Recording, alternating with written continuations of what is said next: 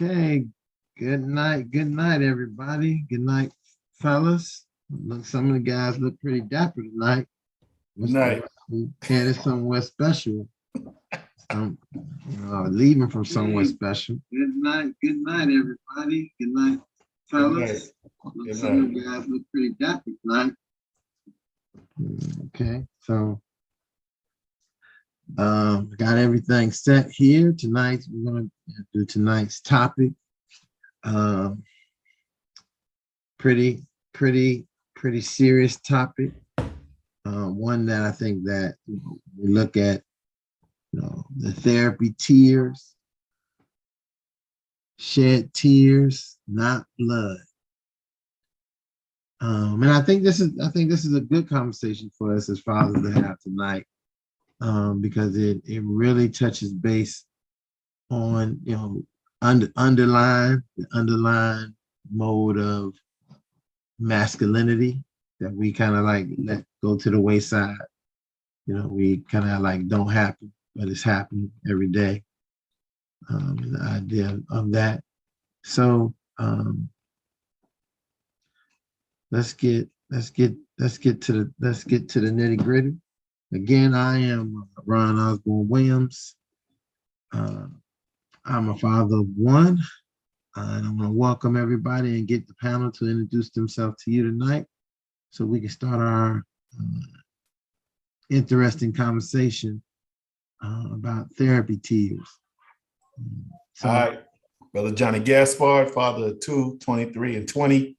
I'm excited. Let's get rolling on this. You see, I jump in there right away. Boom. Yeah, you fast tonight. You must, like I told you, you got your suit on, so you must got a hot date or something, baby.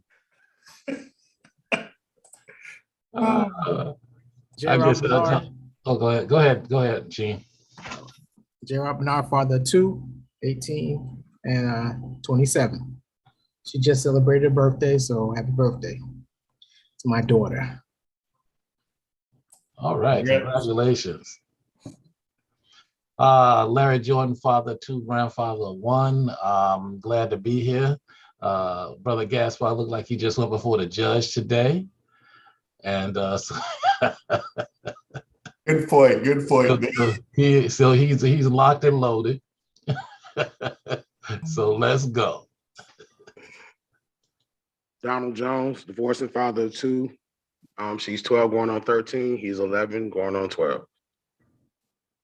Indeed. Hey, good afternoon, gentlemen. My name is Daniel Lightborn. I'm a father to a tribe of 7. We're not going to run through the age because you're thinking lottery number. So Call them out. Right. But all my children are adults, and I'm always proud of them and love them. And they just the cause of my discipline on everything we're getting ready to talk about tonight. Amen.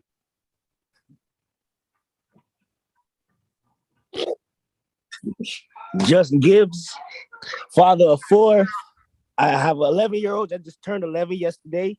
I got an 7-year-old girl. I got a 4. Oh, I lied. I got a 2-year-old girl, and I got a 5-month-old baby girl as well.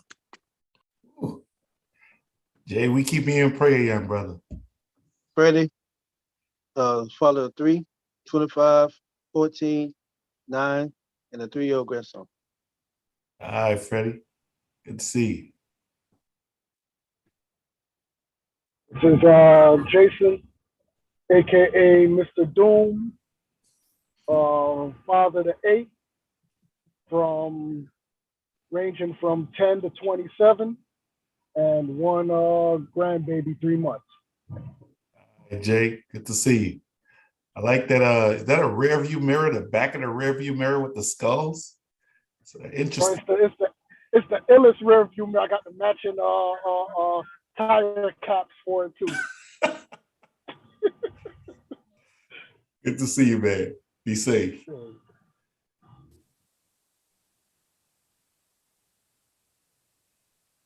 right, is that everybody?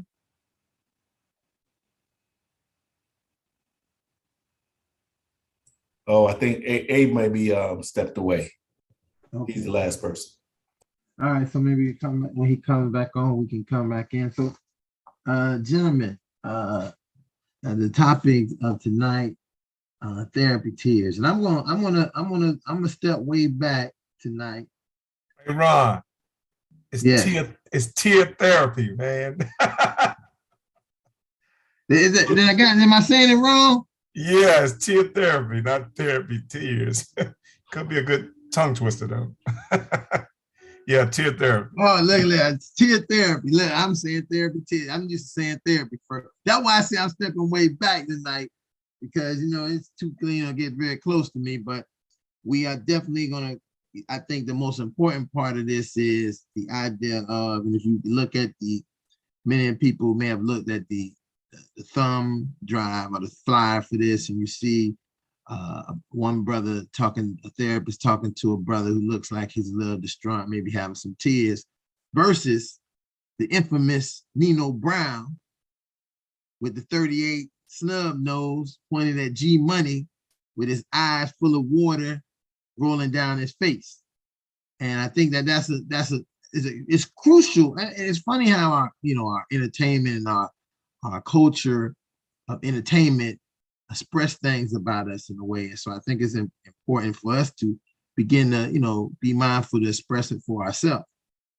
And I think this conversation can start off tonight. So since Lightburn, told me what was right and what's wrong, go ahead, brother Lightburn, take us into the first place of you understanding. Even, you kind of threw this topic out there, tear therapy. What was the mind brain behind it? Where we're going to go in this conversation tonight? Oh, okay. Well, therapy was a series of personal experiences and then observed experiences. I think, I think I heard somebody said a smart man learned from his mistakes, but a wise man learned from the mistakes of others. And so I think it's a combination of that as well, because I could have been, or this particular topic derived from both of those different places, my own personal experiences, and then experiences of watching others have what they call either suppress emotions or displace emotions. So tear therapy can be the result or the outcome of one of those two emotional expressions. I don't believe in emotional intelligence, because I think that's oxymoronic. That's number one. And I'll get to that somewhere down in when I hear somebody bring it up. I'll get to that somewhere down in the conversation. But I do believe that there is a such thing as emotions are more expressive than they are intelligent. I think emotions are more instinctive than they are intelligence. That's what makes it oxymoronic. And so we can start to and I think we should challenge anything that's going to be I guess infiltrated in our community and in the hearing of our children. We need to know the science behind different things and find out or just be able to determine the difference between what sounds good versus a sound good. You understand? There's some things that sounds good, and then there's a sound good. And I think that's what this topic derives from when it comes to, again, two things, displaced anger or displaced emotion, not just anger, but displaced emotion versus suppressed emotions. And I think men, and particularly men, suffer from both. Sometimes displaced emotions and sometimes suppressed emotions, but then we'll get into the nuances of that once we start this conversation. Okay, so we're talking about and let me, I think that, I think about a question that we used to use very often when we're talking about grief.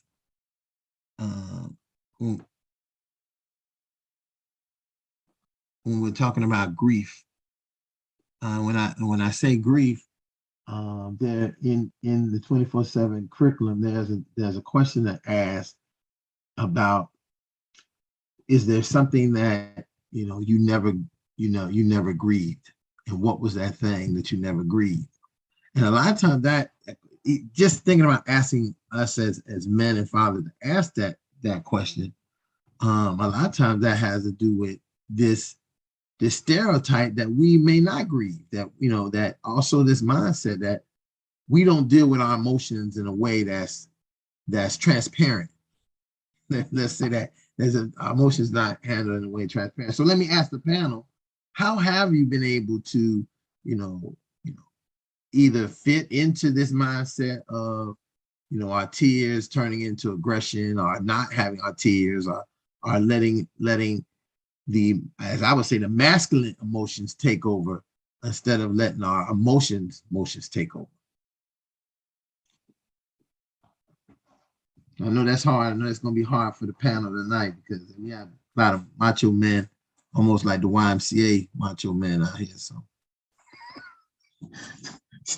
No, you know what, and I don't mean to talk too much because I believe in that round table discipline, that, everybody should have a chance to talk, and we should. But we can start out on how you posed the question.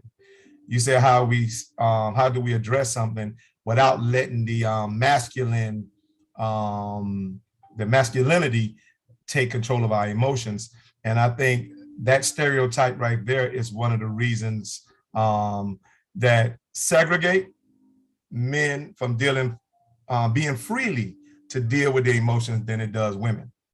You understand? So when you hear emotion and different emotional expressions, or better yet, emotional stigmas, that's really popular right now, is masculine toxicity or some crap like that. And so I'm like, and particularly when it comes out, I think it's absurd when it comes out of a woman's mouth. You understand? Because I'm like, you know nothing about being a man. So how can you go ahead and define what it is for a man to express himself?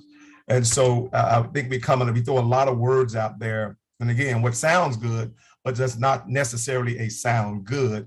And I think that's the things we need to start to address right now. Well, I'll jump in reference to the aspect of being able to shed tears. I think we live in a country and a world, and many of us, we've talked about this in several episodes, about growing up with that sense of not being told not to cry, about not shedding tears, about a man ain't no cry. We hear it all the time.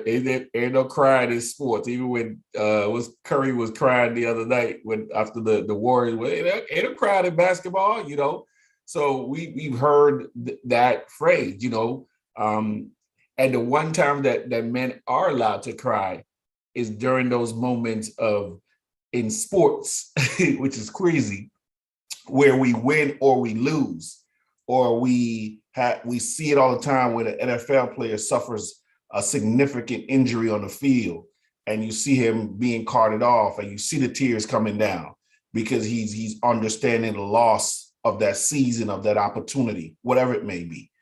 Those are times where I think we as men are okay with it, if that makes any sense. But when it comes to anything dealing with a family, with our children, sometimes we don't, and not necessarily the loss of them, but more so how we deal with them. We don't want to shed those tears because, again, we've been trained, and society has trained men in general, that shedding tears is a sense of weakness. You're not strong. And some women are it's so crazy to say, women that want you to be understanding about being what's the term they use? Not soft, but oh Lord, when you're able to handle them in a way that makes them feel comfortable and show who you are, and being able to express your feelings, and because they always say want you to be sensitive. There the word, thank you, sensitive, or sensitive to their concerns in that meaning, in that moment, right? But because if you ask any of them, they want you to be too sensitive now. You can't be too sensitive, because then they start to wonder whether or not you're man enough for them. So it's that balance, that line we got to balance, where women don't have to balance that line with us. If she come all too hard, we be like, yo, shorty, you might want to be, you ain't the dude in the relationship. We're supposed to be, there's some certain rules. But I just think that because society has thrown so much at us from the standpoint of being fathers and being men, and then even in our relationships, when you're trying to deal with or be courting women, even that aspect of how you shed tears play a role. So I think that's why, Ron, that we're reluctant to shed tears in front of people, whether it be a man or a woman, because men, even in how we've been, grown, we were raised, when we see another man cry, oftentimes it will do one of two things for us. It will either, one, allow us to be empathetic to him in that moment, because the fact that we understand for him to shed tears in front of us means whatever he's going through has truly touched a deep, deep part of him. So we'll either, one, be empathetic in that moment, or two, we will see it as a sign of weakness and not support that. Or we'll, as we had mentioned before, we will find a joke in it to make it awkward, because it's awkward to have him crying. So I think those are the two ways that we often, and why men oftentimes find it difficult to shed tears in situations when they should be able to, because of the cathartic nature of it. I'm gonna add one more event to what you were saying, Gaspar. A funeral. Men and they're allowed to cry in a funeral, and so it has to be a sense of gravity, like you were saying, in order for the guy to be, it's okay for you to cry. Yeah. But even there are many different losses that you experience in life that we have to start normalizing, that it's okay to shed a tear. Separation from a wife, divorce, it's hard on men just as it is on women. Oh, for but sure. when the guy comes around shedding tears, like, what's wrong with you, man? there's more than just that woman out there. We try to minimize his experience within that relationship and what it truly meant to him, and we kind of force him to compartmentalize when emotion is proper, and when it is that you can share it with someone else. And so I think breaking that type of stereotype, where like Lightbone was saying a little bit earlier, breaking the type of stereotypes where when it's okay for a man to show himself as emotional needs to be addressed.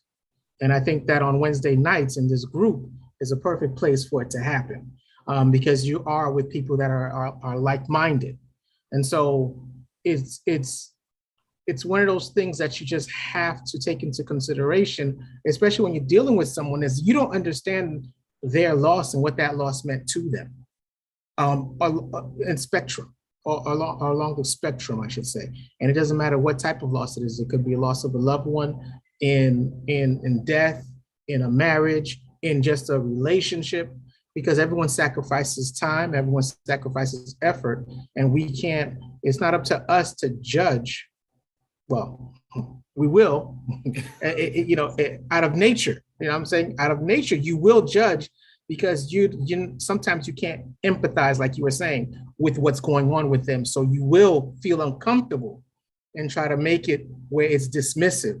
But we have to stop dismissing other men and allow them to grieve, because that little thing that they have to grieve could be the tipping point for them from shedding tears to shedding blood.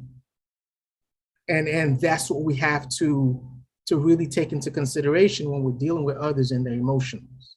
Or then making choices that are not necessarily conducive to a healthy lifestyle. Because many of you know, many of men became heartbreakers because of heartbreak. Their desire to treat women as moments rather than mates came from some type of, trying time that they experienced in a relationship. So I think, not only, again, shedding tears and not blood, but also making healthy choices regarding how we live and what choices we make for that.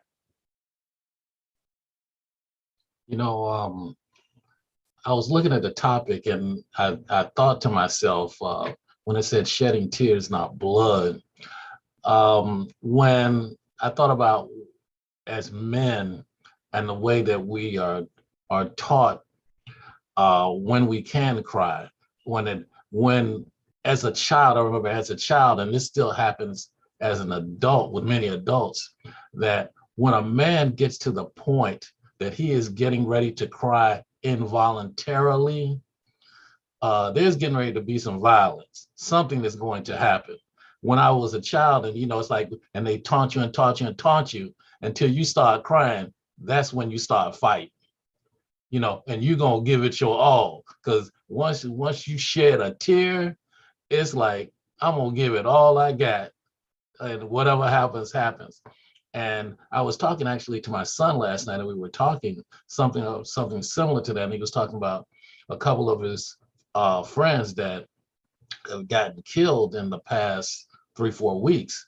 And I was saying that how emotions, men's emotions get in the way, and they don't think, and they get themselves to the point that they do become tearful, and they will become violent, and they do things that they would not ordinarily do under a different set of circumstances. So I see, and we were talking about why that type of thing happens.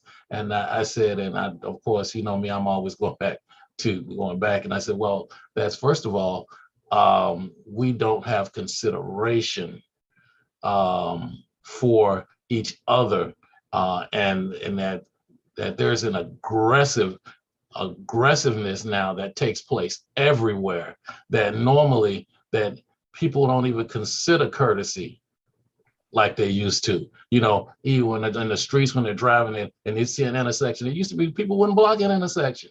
Now they pull up in an intersection and block it, and they'll dare you. Why you don't even look at me? Yeah, I blocked it and I meant to block it, but people have gotten so aggressive, and they've taken each other to that point now, because they've become so aggressive that now, you both of them shedding tears now. Yeah, we getting ready to do something now. Now I'm pulling out my pistol, and I'm going to do something now because I have to do something. You've taken me to that place.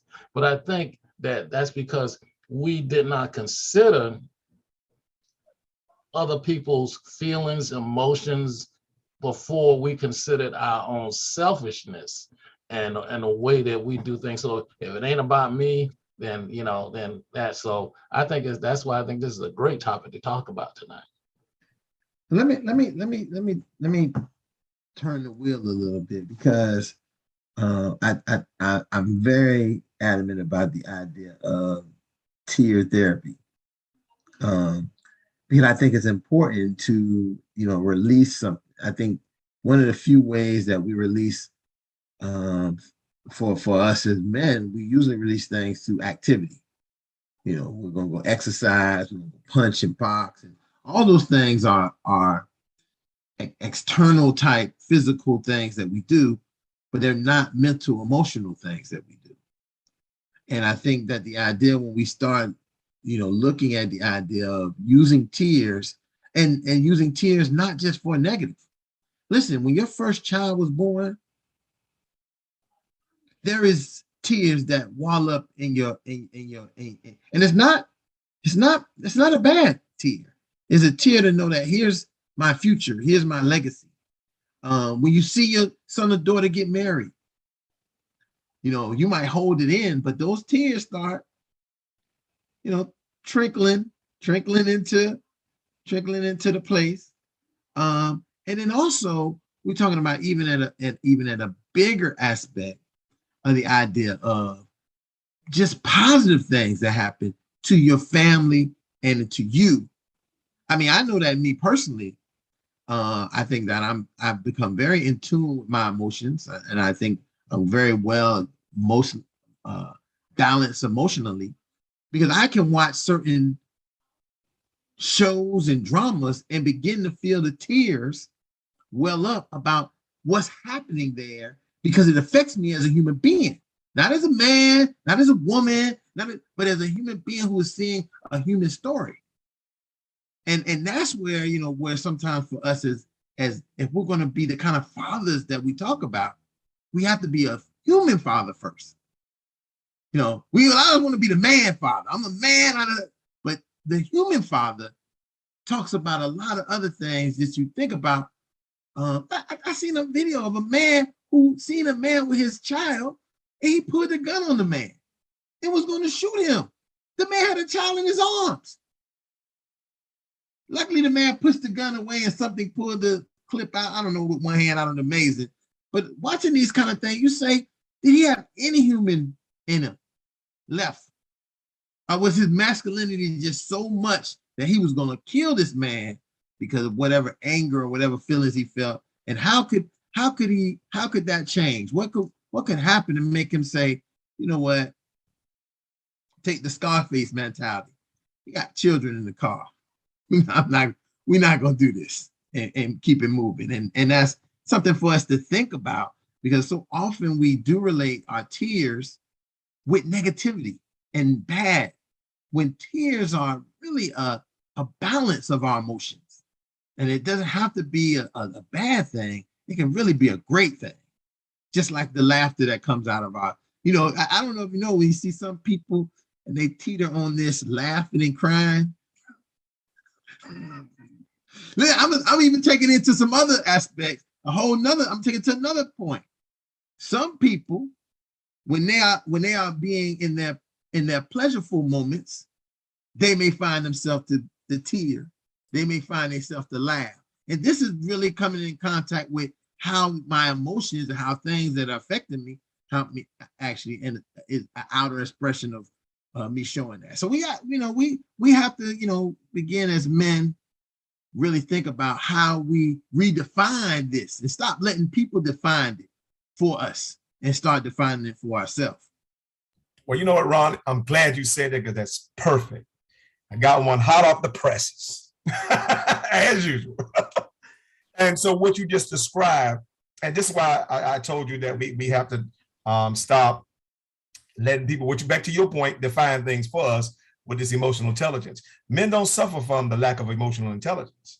Men suffer from the lack of emotional freedom. And see, it's a difference between emotional intelligence and emotional freedom. And the reason I said emotional intelligence is oxymoronic, because here's one: intelligence is something that you can control and dictate. But then you're talking about emotions, something that's purely and scientifically instinctive. You understand? That's what makes it oxymoronic. And so the stigma of it is this, and it's a very exclusive stigma, because it's like saying, I'm smart and you're not. I'm like, no, you're not smart. You just know your share of information. You understand? And knowing your share of information doesn't make you smart for everybody else. It just makes you smart enough for you. And so when we look at that, again, men don't suffer from, emotion, because what we just described is not men suffering from emotional intelligence. We just described men suffering from emotional freedom. And that's where we need to control our own narrative at, and start explaining this thing on a common sense level, as opposed to a eradicated level, irrational level, rather. And that's what I was talking about in the very beginning. I didn't use that very hot topic phrase of emotional freedom, as Lionel just said. But what I was talking about in the very beginning is that aspect of being able to shed tears and not be judged or looked at negatively. So that's where the jail sense of what you're talking about, not being free to be free, to be around a woman or women and be able to feel relaxed about a situation, as Ron just described. Because, if we sitting there, we all chilling watching, I don't know, some movie from back in the day that made, Notebook.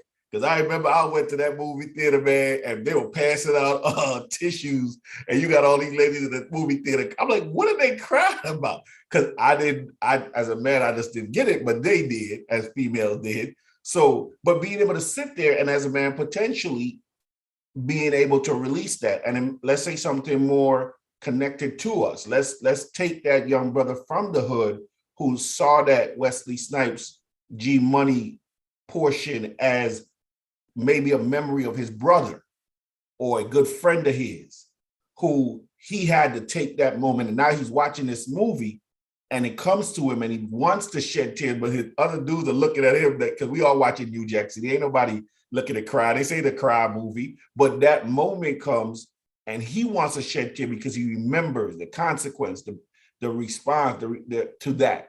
And he wants to shed tears, but because of our lack of emotional freedom amongst ourselves even, it tends to prevent us from being able to let go, as Ron said. And even in a positive light, Ron, you're at a event and you begin to cry. The first question, what are you crying about, dog? This is good. It's like, I'm crying because I can't believe my baby did this. So you got to even explain why you crying. You understand what I'm saying? And because people don't think that you should be crying in that moment. So even that, makes you want to be unwilling to do it. The fact that you got to explain why, even if it's a good situation. Right. So I we think do that, Johnny. We do that to ourselves. Let's say you're going to honor and you go up there and it wells your heart up. Yeah. And then you say, oh, I apologize. Oh, I'm sorry. What would you apologize? There should be no reason to apologize for the glory that you might be having at that moment, for the feelings that you have. I got to show you that I can't enjoy that y'all just gave me a lifetime achievement award. I got to be like, lifetime achievement award. I pity the fool who don't think I should deserve. No, that's not how we are. We human beings, man. I got you, bro. But you're right, though. Yeah, I mean, unfortunately, it is part of that we deal with, and having to even apologize for being emotional in that moment, because again, society has historically placed us in that emotional jail that creates the inability to be free to just be, regardless of whether it be a good or bad situation. So we are doing ourselves some disservice, but the more and more, I think, as you get older, and as we talked about, as you mature, you start to understand that in those moments when you cried, you felt so much better. I don't know.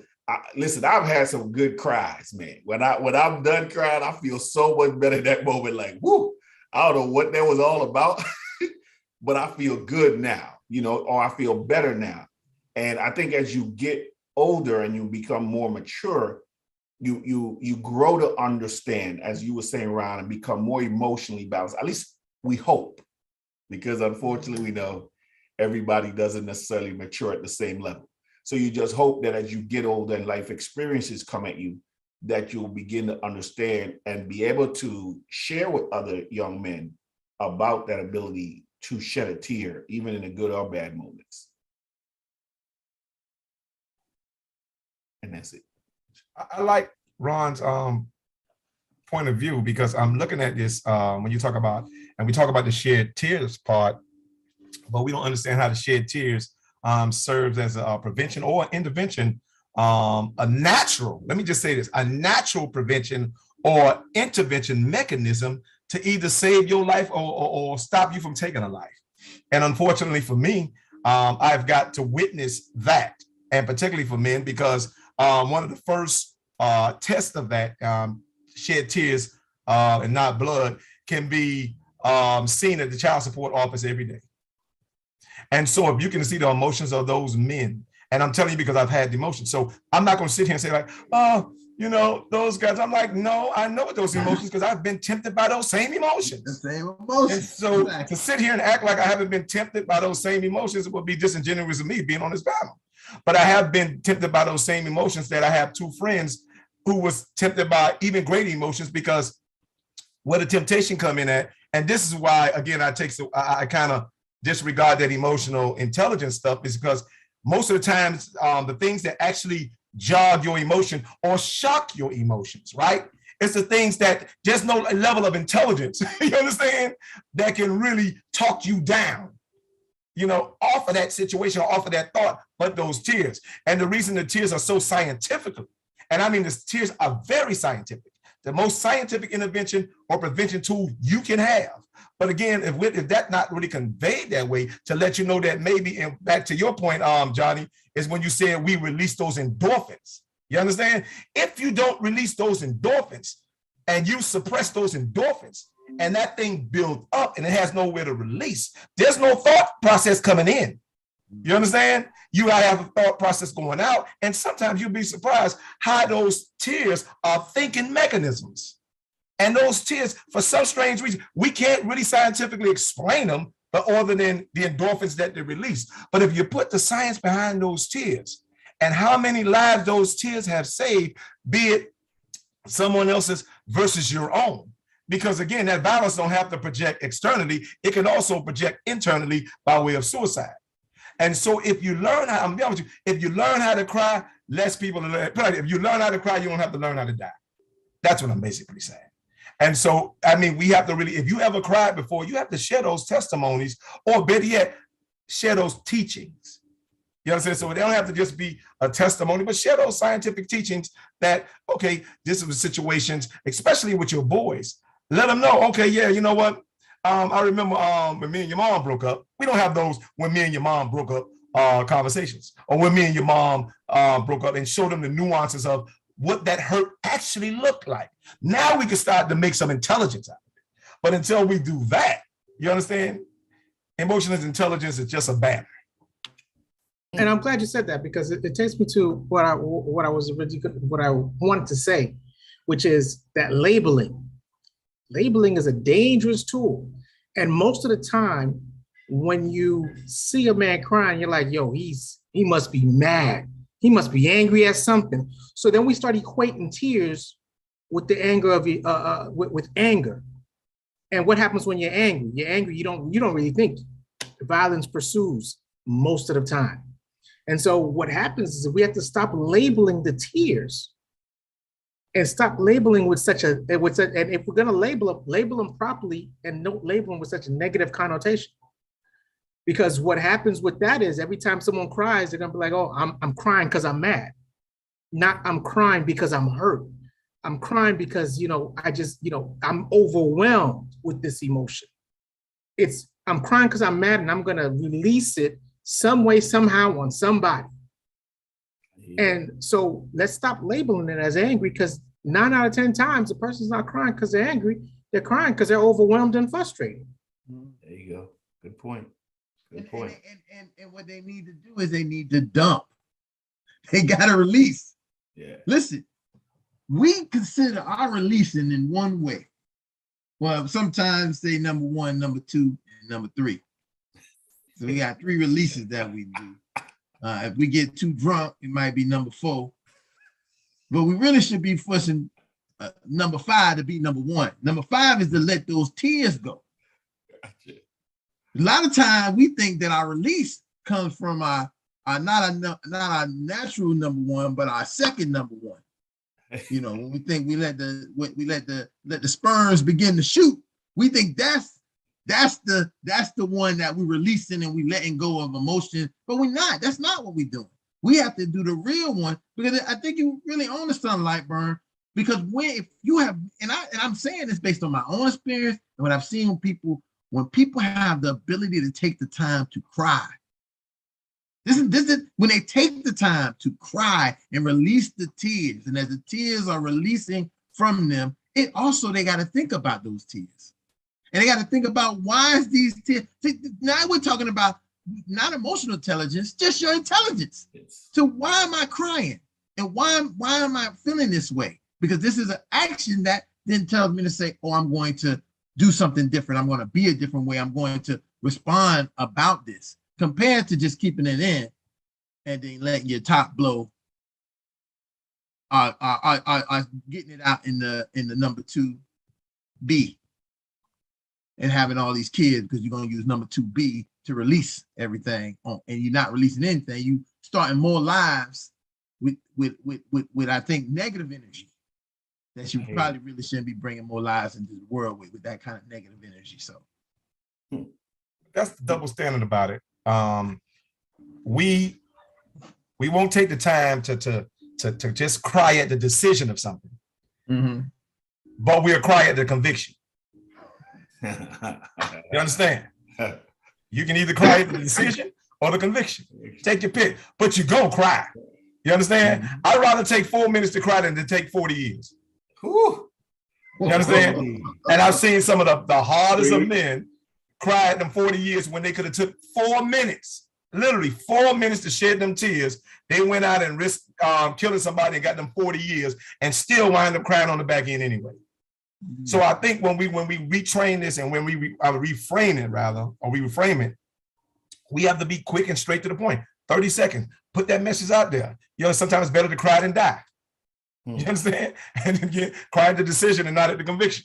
And it's different things like that. Just, you know, quick, because let me tell you something. One thing about it, we're very smooth, but now we have to be smooth for ourselves. And guess what? Our sons as well, because they don't have the same nuances. And I don't even say they have a fraction of the wisdom that we were raised with.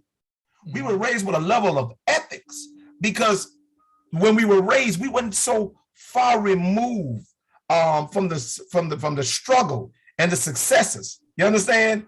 Of slavery and that's the word I'm looking for, the sacrifices. And so when you wasn't so far removed from the sacrifices, you appreciate your freedom to cry. You understand? But to be back in emotional bondage right now, it got to ask you what happened to us with all this education. We're far more educated than our ancestors, but far more not intellectually, but emotionally ignorant. And something that we should have by instinct and simplicity, we lack, and our children lack even more. What's the cause of that? I'm going to follow us though, Lightborn. We have to, as fathers, and I send this challenge to the fathers. You have to go and say listen. You can't let the iPod, you can't let the laptop, you can't let Instagram, you can't let Twitter, you can't let Snapchat, TikTok. You can't let those things be the one to give your children the values and morals that you believe in, because that's what we kind of got today. You tell a child something, they'll want to go check TikTok first, and that means that we have lost our power as the leads of our family, and we have to get it back. Listen, and it's not, you ain't gonna just get it back, just walk and say, give it to me. We have to fight. We have to do some real hard soul searching on how we're gonna get our kids to see us first as the expert, because they live in a privileged world. You know, people say all the time about, oh, just check Google. I say, I don't check Google. Let me go check the encyclopedia. They're like, you know, if you don't even know what that is, I'm gonna check the encyclopedia first. And that's the thing. The struggle's not the same. And to answer Lightborn's question, that's what it is. The struggle isn't the same. We had a different struggle growing up. We were closer to the struggle of our parents growing up, where this generation is removed from it.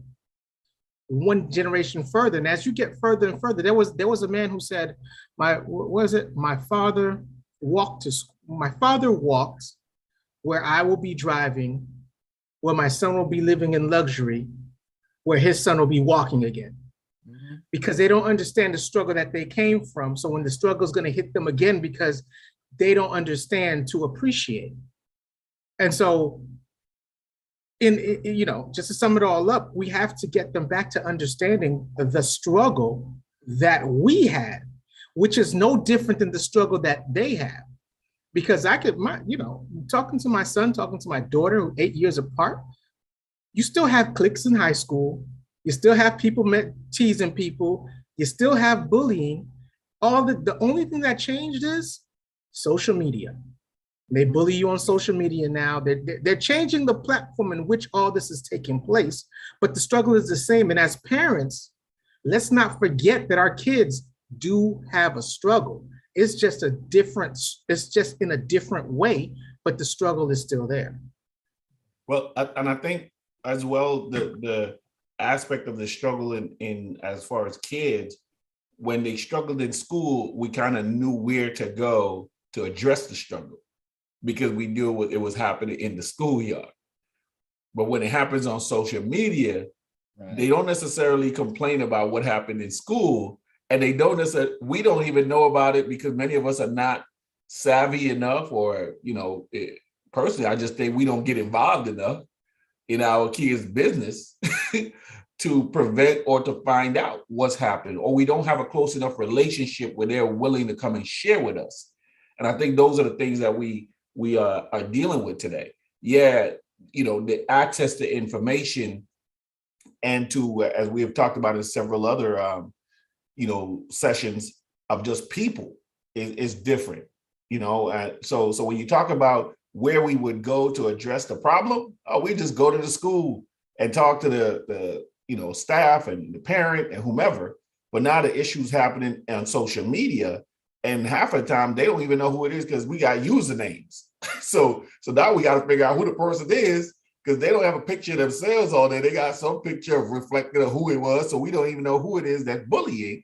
So now we got to deal with it from a different perspective. So I think, again, just being able to be accessible to our family, as you guys have said, being able to share with our sons and our daughters the experiences that have allowed us to be able to get where we are, the bad and the good ones, and be able to shed tears with them, and not, but still reinforce, as Ron said, our position in the household as the expert.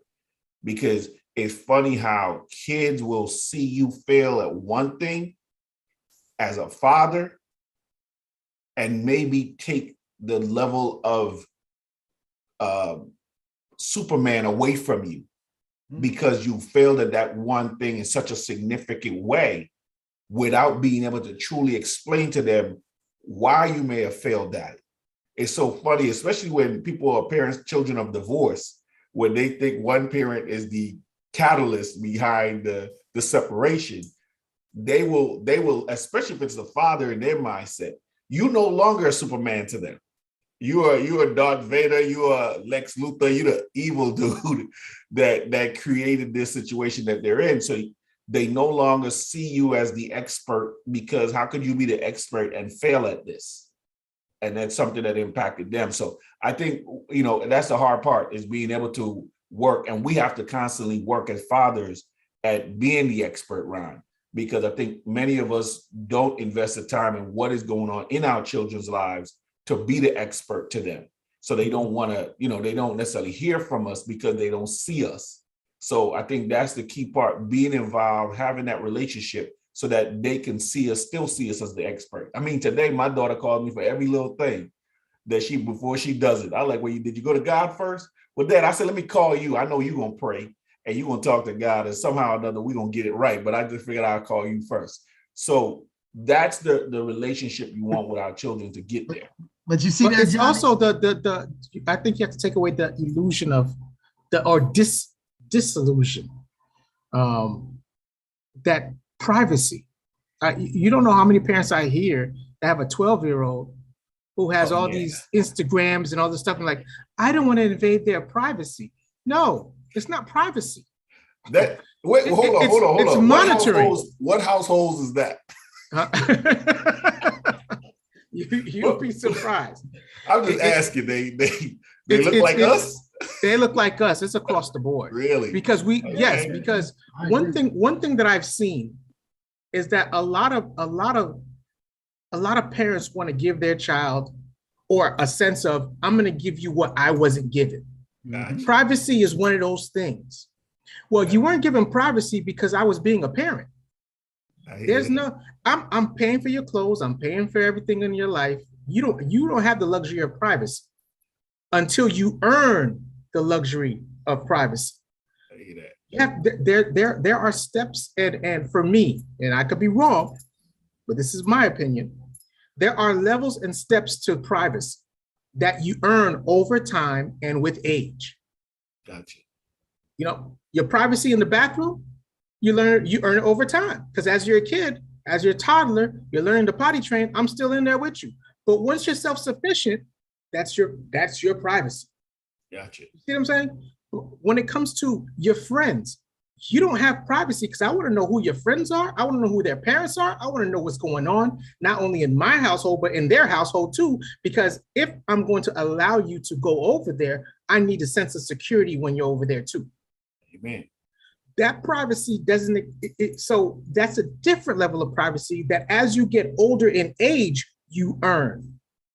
Because as an adult, when you leave for college, I have to have a sense that because I was with you all the way up until that age and taught you everything you need to know, you now have a better understanding of who you should make as friends and who you should hang around and whose house you should be at. And there's that nature that's going to carry on with you through the rest of your life. Choice. So For you to tell me that my child is 10 years old and has an Instagram account, and I don't know who her friends are on there, or who she talks to, or what messages are being sent. That's crazy. That's crazy to me. And so that's, like you said, Gaspar, that's when you lose your Superman power. Because I tell you now, when I always told my kids, when I ask you a question, I know the answer. I just want to make sure you tell me what's going on, because I want to give you the option to be truthful and not come to me with crap. Ain't that what many of our wives tell us? But I'm sorry. Go ahead, Larry. No, I think that our village has changed. Two things to me. Our village has really changed. And I'll tell you what I mean by that. Through the years, many years ago, we were in a forced village. You could only live in a certain place. You could only do certain things. Okay. So because our village, and actually we thought of it as a bad thing.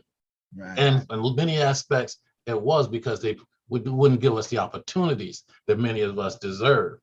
But also it was a good thing in that it was in fact a village. So you may live, your parents might be a janitor, but you might live next door to the principal. Down the street is the doctor, around the corner is the funeral director. That's the other man that handled the store. But we were in our village and they were our authority and we respected their authority. Now, because of what has happened, you can call it integration, whatever it is, that our village has spread apart. We're no longer that village that we used to be. So now our village, we is basically our household and maybe a few relatives whom we trust. That becomes our village, but our authority now has become the internet. Our authority has become the television, because they always tell you your vision. That's where the television came from. So they're creating a narrative for us, okay, which is that we passed along in many cases to our kids. Because if you think about it, in almost every American household, you got more TVs than you have people. I know I do in my house. Okay. Got to see a TV, got to see what's going on, so they can just continue to carry us, can tell us the narrative back and forth, and all that has changed. So now the kids accept the social media as the authority.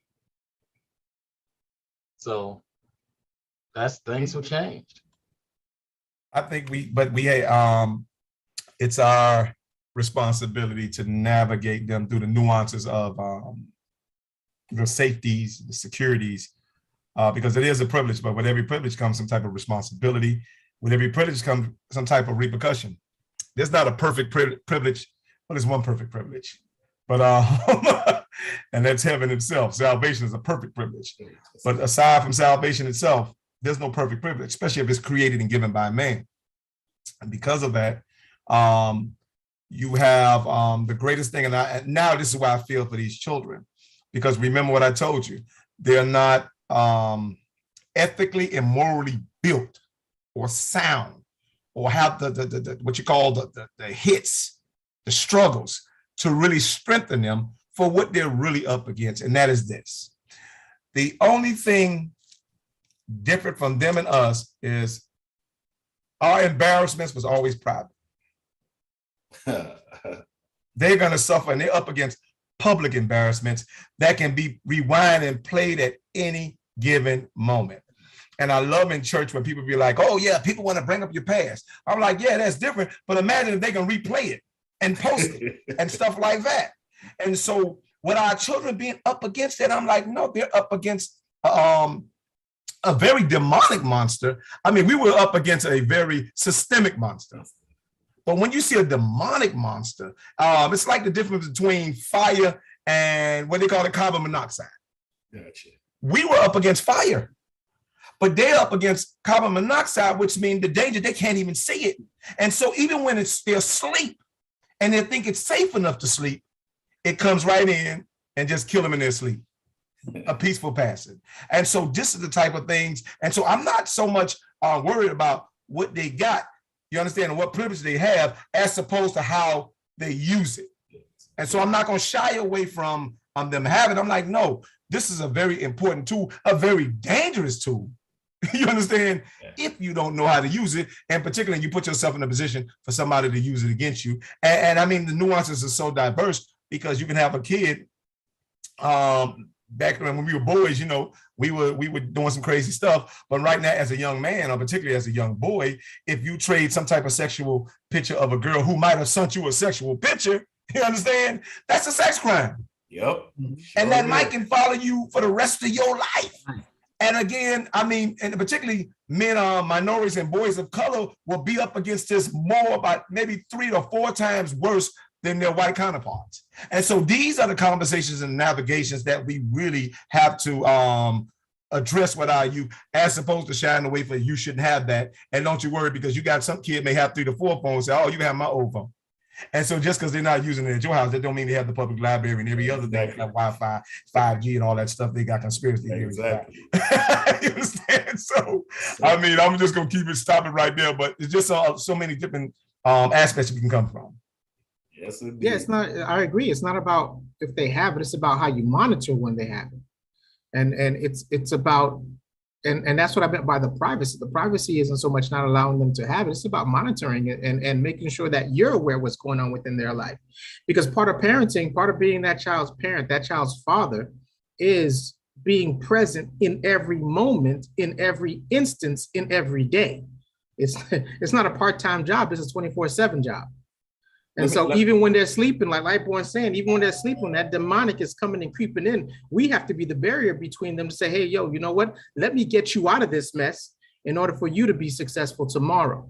And let me put myself in harm's way so you don't have to worry about it. And so it's about the security, it's about the protection, it's about being able to be there for each instance. Well, let me ask a question. How many of y'all know about Finsta? Not Instagram, but Finstagram. Yeah, okay. I know about it. You know what? Finsta is the kids, what you call it, private Instagram. Right. So they have their Finsta. They'll say, hit me up on my Finsta account. And I'm like, your Finsta account? So I had to go do some more digging. They got an Instagram where they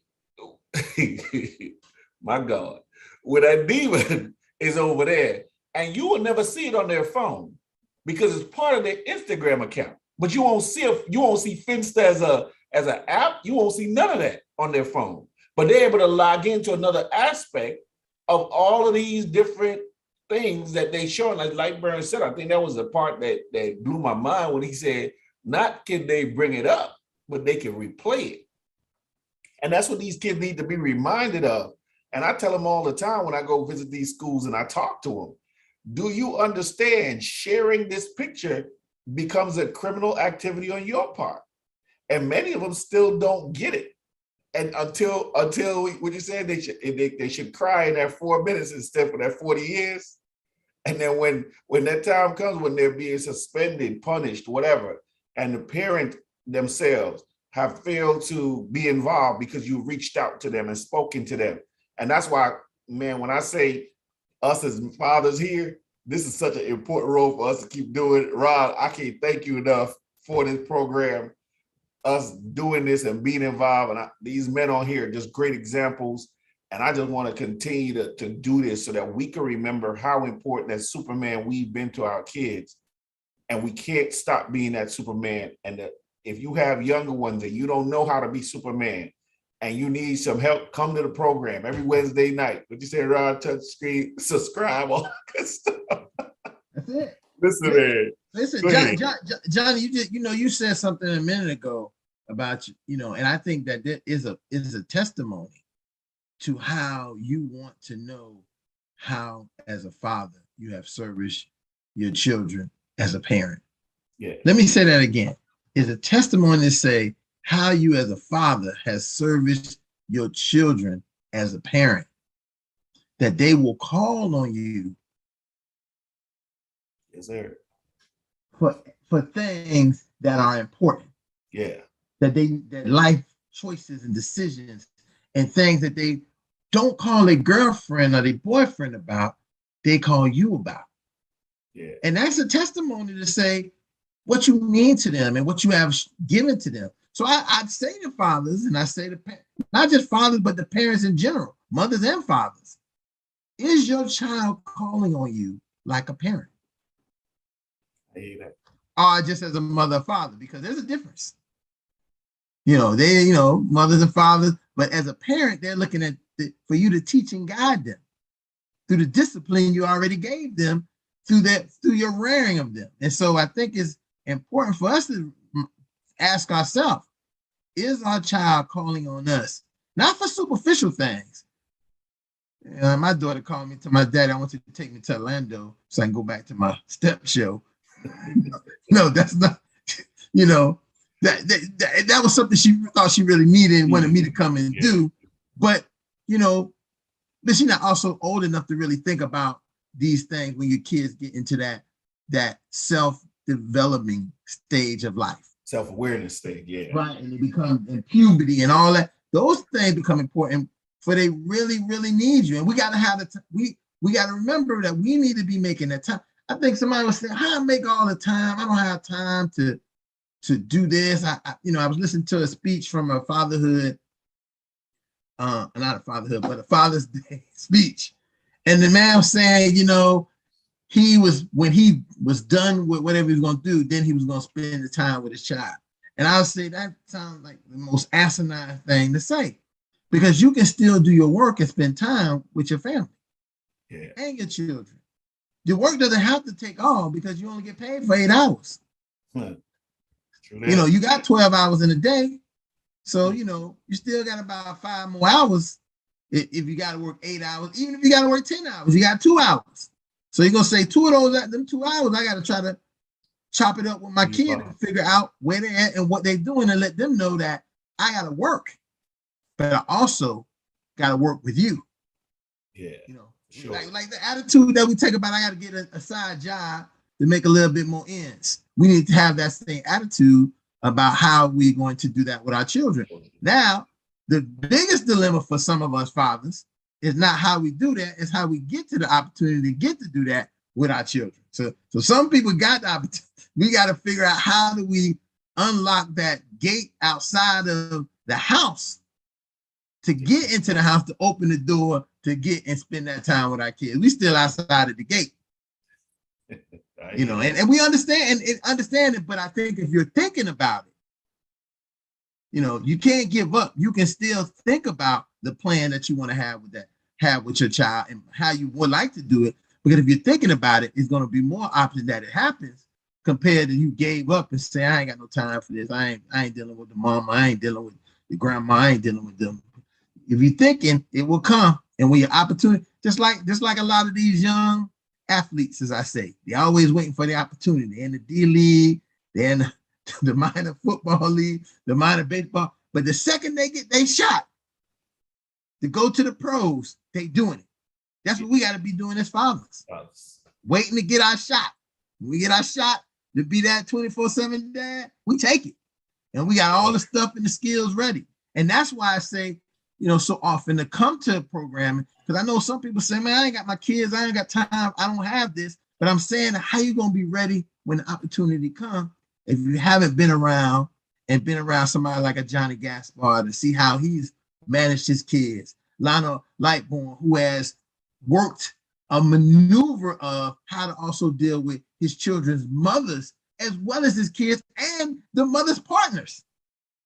Listen, you don't learn that by on the fly. You got to have the experiences of people who can tell you how to maneuver those things, how to get through those things, how to understand how to be divorced from your wife and have kids with them, but still be able to have a working relationship where the child is not affected by those things. And then also, just if you're in a happy 50 years yet, Lawrence? Oh, no, not 50 years.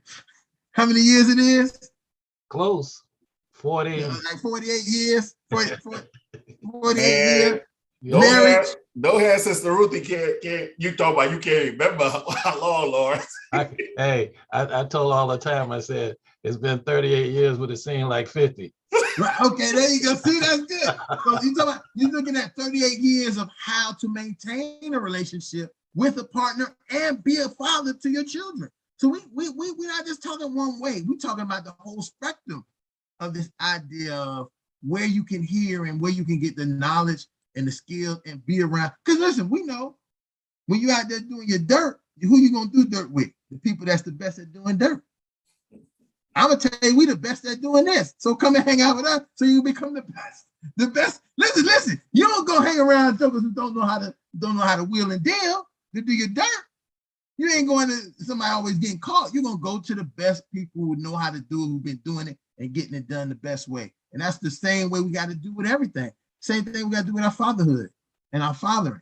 We have to be around the best people who know how to do it, who have tried and tried and tested in how to best not be perfect, because no one's ever going to be perfect, but at least try and be the best that we can be at all times. And so this is the kind of thing. But it starts with what we're talking about today. How do we show our emotions? Can we let go and let the tears go first? Because some of us want to cry because we ain't seen our kids. But instead of crying, we're ready to get it on with the mama. Even I heard a story today. So bad you want to not only get it on with the mom, you want to get it on with the new boyfriend who taking your kid back and forth to school, threatening him, ride down the road and getting yourself shot in the head. Because we can't handle our emotions. Yeah. You chase a man, you chase a man who taking your kid back and forth to school, telling him how you gonna do stuff to him. The man tell you, please, man, come on, leave it. Hey, listen, I'm a carrier. Just don't do this. And then the man have to do the man because he can't take. That's unnecessary. Chill out. Wait your turn. Get you a lawyer if you need to get a lawyer. Work out something. Talk to the mom, because there's a moment, and I believe this. There's a moment that if you can't be involved with your kid, there's going to become a moment that the opportunity comes. And the question is, are you going to be ready? It's so funny you said that. I'm sorry, Gene. I was just saying this past weekend, yesterday, as my Father's Day, DeJounte Murray, who plays for the San Antonio Spurs, I don't know if you guys seen it on social media, but he talked about reestablishing a relationship with his father. So now here he is, a grown man, and he gives his father a truck, but he talks about his father not being there when he was younger. But here he is now, a professional NBA player, successful. And I don't know when his father reestablished the relationship, but regardless, it's to a point where now he's part of his son's life now. So again, as Ron was saying, the moment came and dad was able to be present enough for his son to be okay with telling the world, look, me and my daddy, he wasn't around when I was younger. Many would have called him a absent father, or deadbeat, whatever you want to call it, but now he is. And we're now having this Father's Day relationship, and I'm here with this man, and I'm willing to let the world know I love him, and he is who he is to me now. So I'm saying, in that, whatever it was from before, as you were saying, Ron, we don't know why there was a gulf in their relationship, but we know today, dad had the opportunity, and he was able to step in, and now has a great relationship with his son these 20-something years later. So again, I'm just reiterating your point, being ready to take advantage of the opportunity when it comes, because sometimes you got to step back because it's not healthy for you. It's not healthy for the children, because whatever reason, your relationship with the mom is very, as that word, like word hate, toxic. And therefore, the last thing you need to do is be adding to the fuel. So sometimes it's better to step back if you're not financially able to fight the process, and then wait for that time when the kids do get older, and you can then come back in their lives and have a more fruitful relationship with them. And then you can start teaching them about the many tears you shared when you didn't get a chance to be with them. See how I threw that in there? I just exactly. That right there. Exactly, because they need, you're right, Johnny, because they need you. Yeah. Let's kill that myth, this bull crap myth that fathers are not important and kids don't need them. Yeah. Our statistics is showing us that is ludicrous. That's a falsehood. The kids need, and we know it because there's a whole bunch of mothers who begging no good dads just to come and see the kids. So we know that they need them. Yeah. So what's the problem with dads who trying to be them? So this we know that this is not a one-sided situation. This has multiple heads. This is like one of them little things at the Chuck E. Cheese that you're trying to hit the I don't even know what you call it, but you're trying to hit the gophers. You're trying to hit all the gophers all at the same time. Right there. What is called? Whack-a-mole. A whack-a-mole. And the reality of that's how a lot of these relationships is like a whack-a-mole. So you got to figure out, maybe I'm just gonna hit on this one because I can't handle all, and eventually be ready to really attack it. And that to me is what's so important, that we keep a mindset, a spirit that we want to be a father, and we want to be a father to our kids. That we don't give up on that idea, no matter how hard it gets. And again, you like you said, Johnny, you're going to have to share some tears about that because it hurts. Listen, you know how much, and I've talked as much as we have did these groups, and how fathers who were set in the group who had no contact with the kid had to hear other people have contact with the kid. You know what that did to them? We take it lightly. We don't even think about it, but it hurts them inside. It does. To imagine that it was Father's Day, this guy was with his kid. I ain't even get a call. I ain't even get a card. I ain't get a nothing. Mm-hmm. Yeah. It's rough. It's rough for some of them. So shed them tears, and then you'll start thinking as the tears come down. You start thinking about the things you need to do, not to have these tears again. That's what the parents used to tell. Well, cry in that room and think about that whipping. And then the tears come. We thought about why we got the whipping, and they said, "I ain't doing that no more, Doc. No, I'm good on that." It's and something that you said, how do we get through that gate? I think I'm about to date myself, but I think we have to have that for a good reference. And if you guys don't know who this person is, look him up. Steve Urkel. Steve Urkel had his eye on Laura from the first day the show started all the way until he got it towards the end. You need that steadfastness when it comes to when am I going to be with my child? When that opportunity comes in, am I going to be ready? Because when he got the opportunity to be with Laura, he jumped on it and he kept her. I hear that. And so when you have that mentality of that is my wish, that is my goal, that's my desire, and you work on it up until the point that you get it, there's, how do they say? Stay ready so you don't have to get ready. Get ready. I hear that. That is the mentality you need to have when it comes to when am I going to be with these kids? I'm going to stay ready for these kids. So when the time happens, I don't have to get ready to be with the kids. They can come over because the room's already set up. I can take them out because I already put money aside so we can have some fun. We can go on our trips because I've been planning for this since you were born. Since the day they told me I can't, I've been waiting for the day I can. And so that is what you have to get into your mind. That Steve Urkel eye is what you need so that when the time comes, you're ready to go and you're gonna take it and keep rolling. Hey, Gene, let me twist what you're saying. Not twist, but let me just throw this on the other end. You see how that dad who trying to get ready and be ready? You dads who already there, what y'all doing? We teach you, sharing. What you doing? This man over here trying to be ready for the moment. You already there. What are you doing? And that's the part where you get to see the mirror. You get to see a father who is wanting to do all these things, and you have the opportunity. You sitting right there with your kid in the house. I mean, you go to work, do your thing, go to the little bar in the evening, do your little thing. You got your other little stuff going on. But the reality, your kid right there, and you're saying, hey, I'm providing for him. He good. But the statistics say fathers outside the home spend more quality time with their kids than fathers in the home. The statistics say that. Wow. Now, I ain't big on statistics, but they say, we're not talking about how much time they spend, we say more quality time. Fathers outside the home, non-custodial fathers, spend more quality time with their kids than fathers do that are in the home. And so that's something for us to think about on both ends.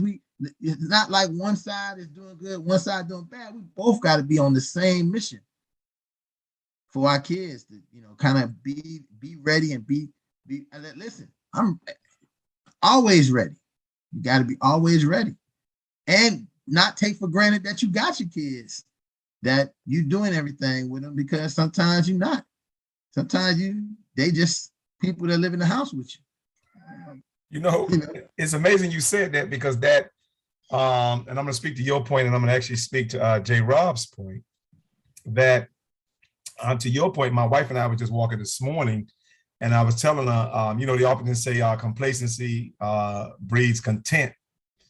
And with that, I'm thinking about most people don't get better until things get worse, right? People don't strive for better until things get worse, particularly in relationship. If you see a woman, she's happy. And I was like, why you don't strive for something most people strive for something during the worst times or the bad times. So they don't strive for good during the good times. They strive for good during the bad times. But they call it happy. They call it happy weight. Correct. Yes. Right. So in the relationship, you get a little chunky. You all right. good. And it's true. You break up. You want to be at the gym every day. You want to be what happened? You know what I'm saying? So, I got you. Go ahead. Go ahead. What Ron is talking about, it's true, because it ain't telling, and that can work for just about every gender, because for the man who was at the house, who didn't romance his wife, who didn't take his children on vacation, the minute the divorce or the relationship is over, now he want to take his kid everywhere. Right. He's showing up to pick his kid. He want to pick his kid up every week, but he was there for 5 years and never took him nowhere. Well, the same thing happened in relationships as well. You got guys who just saying, as long as I pay the bill, you understand? Again, complacency breeds content. And so as long as I'm paying the bills, that provides happiness. What they don't know, that psychologically and scientifically proven, that happiness is actually a high. You understand? So you got to be the greatest hope dealer, you understand, to your clientele, being your family. You understand? To provide that high that they need. You understand? To keep them seeking you. You understand? So your children won't go seek gangs who are more exciting than you. And your wife won't go seek another man who's more exciting than you, because you don't think that their excitement is worth your time, or you just too jaded to notice. I always wanted to use that word jaded. So that's it. I'm not going no further than that. Hey, you don't got to go no further. I think you're going to stuck them enough, brother. You stuck them in the right place with the right medicine, because you hit it right in the right head. Listen, anything that you neglect, find some attention from somewhere else, and that don't just go for your woman. That go for your children. So when when your kid out there hanging with Big Dog, and Big Dog can tell your son what to do before you can, that because Big Dog done gave him attention. When your new daddy is telling your daughter to come and do this and come and do that, your new daddy, that because, listen, new daddy gave her all the attention and got her some money and took her to the mall. You ain't take her to the mall ever. I hear that. So Big Daddy done gave her something that she never experienced before. And you can't even get your daughter back. She around there locked up in the room at Kelly house. So you know what it is. It also, being in the home, you like boy said, that complacency. You're like, I'm here every day. He sees me, but you're not doing anything with him. Mm-hmm. So when someone starts doing something with him, it's a little too late. Then you're gonna be like, oh no, let me go ahead and do this. But depending on the age, you're gonna be like, that. What's wrong with you? Because you never did this before. Yeah. Right. Where were you when I really needed you? Because now someone else is fulfilling a need that you should have been fulfilling, because you were already there in the house with me. And so, going back to what Lightborn was saying, and after they're gone, that's when you want to start doing everything. It's never too late, but it is a little too late, because when they wanted to keep you and wanted to spend that quality time with you, you were too busy trying to go out. You were too busy trying to get away from the house and away from them, because you felt that was a burden. I go to work all day, now I want to de-stress. So you leave the house to de-stress, when you should be taking your kids with you and watching them play, and that should be your de-stress. Look at Robert Menard. Look at I saw old J. Rob over there. J. Rob sounds like the pastor tonight. But you know what? J. Rob just hit on another point, because we first said that men, we don't lack emotional intelligence, we lack emotional freedom. But J. Rob just tapped another thing. I just inspired me to say this one, and that's emotional intimacy. And so we don't think we limit intimacy to just the bed, when intimacy is unlimited to the house. And so you should be intimate with every living thing in that house, especially your children. And so when we lack that emotional intimacy with the things, and I'm sorry, with the persons or the living beings that need it, then they're going to try to find that intimacy elsewhere. And so I think the first intimate partner, male partners your daughter should have is the father. As well as, of course, I don't have to talk about the wife. That's another whole story. As well as the son. There's nothing wrong with having emotional intimacy with your son. It's okay for me to hug. I love hugging my son. You understand? I don't need somebody to pound them up and give them a hug, and then they mistake that as more love than I have for them. And so that's just one of those nuances as well. So thanks for that, J. Rob. And that model that we show, remember that our kids learn behavior based on the models that we show them. So the relationship we have, listen, 95% of domestic violence abusers were observers. Exactly. They think the model is going to do. So if you are 95% lover of your home, and they see a certain respect and love of you and their mother, they're gonna be that way. They can't. It's very hard for kids to move from outside of what we are. Very hard. I want to ask down in the audience. I know the guys was here tonight. Just if they had any questions, anything they wanted to say, but I know they wasn't on camera, so they felt like they can't speak. But brothers, I want to ask any guys down there who in the audience, any comments, questions, things you want to say as we begin to get ready to close out, because I definitely want, I know you guys was here and I don't want your time. I want, I know you may have something you might not have felt like you could just jump in because you don't think it's like Wednesday night. But this is Wednesday night. It's just live. So anybody want to say anything down there in the audience? I'll chime in. Yeah, go ahead, Abe. I really commend everybody, like, just for men just to have this platform, and the conversation was great. I must say, like, especially when in reference to like men being able to express feelings and things of that nature, and I just appreciate the platform that is created because of this, and it's definitely, I wish more people knew about it. So appreciate y'all brothers, for real. All right. We appreciate you too, Abe. Absolutely, Abe. Yeah, we love to get you on camera. You get your camera together, get your stuff on, how you live on screen. We'll work on that. We'll get you on here, brother. We want to get everybody tomorrow. Tomorrow, you live tomorrow. Okay, I like that. Tomorrow. Not for nothing. I'm helping my son, my other son, my stepson, but I just consider him my son. We're packing right now, so I'm literally like packing. Like he's going away to college on a full scholarship, so we're taking him up to Gainesville tomorrow to get him set in. That's why I'm not on camera.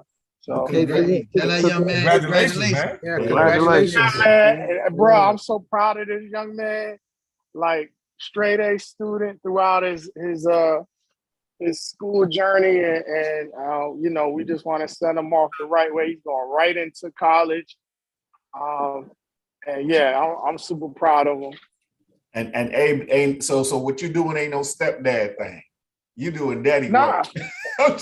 So that's your son right there. So I agree, and I always tell him, because his father is in his life. Like, I always tell him, like, yo, you're super blessed because you got two fathers. Like, and anything that you want to discuss, you could definitely come to me, ask me, because I'd rather have that open relationship to where your kids are freely communicate with you. You know what I mean?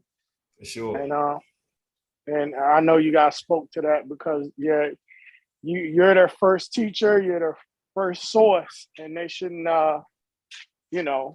The world has such a strong pull, but if you're mindful of how you do fatherhood and parenting, like they're always they should come to you first. You know what I mean?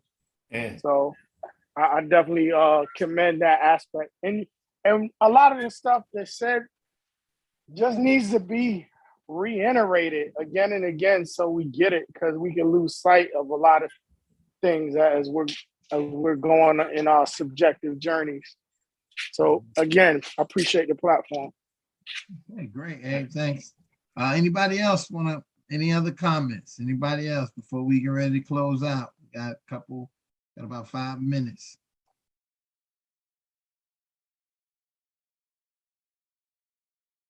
Okay, if not, okay, good. That's fine with me.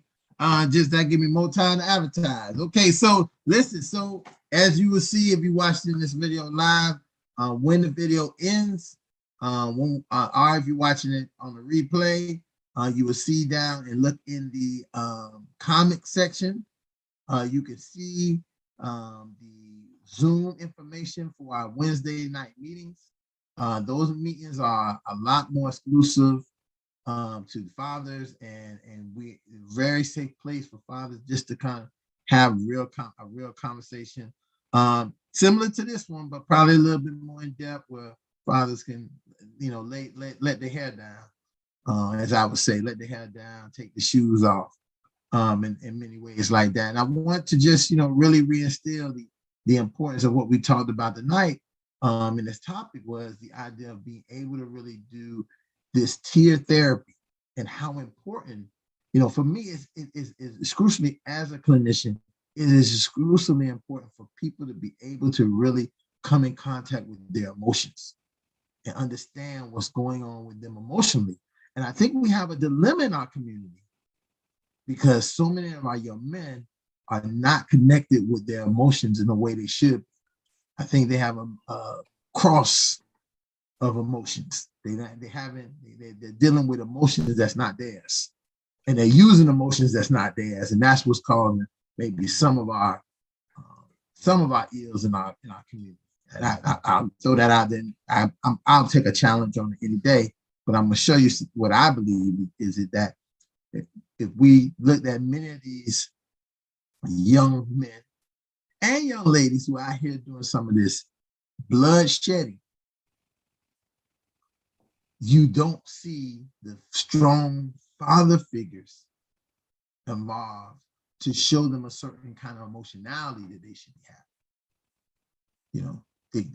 Mothers have a very special emotionality. They're very as we talk about, they're very sensitive. They're okay to be free with certain emotions, to do certain things. But fathers also have a certain kind of emotionality that we have. And also we have a rational thinking sometimes. You don't find many men saying they're gonna bust out the window of the old lady car.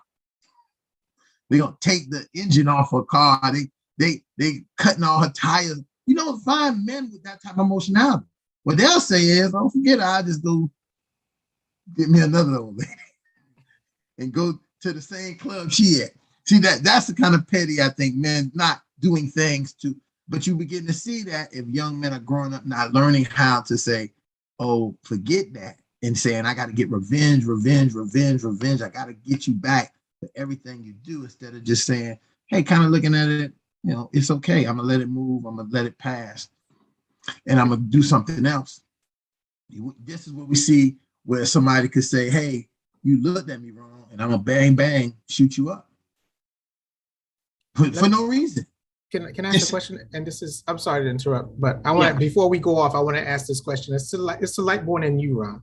Mm-hmm. So, and I know we're talking about tiers and tier therapy.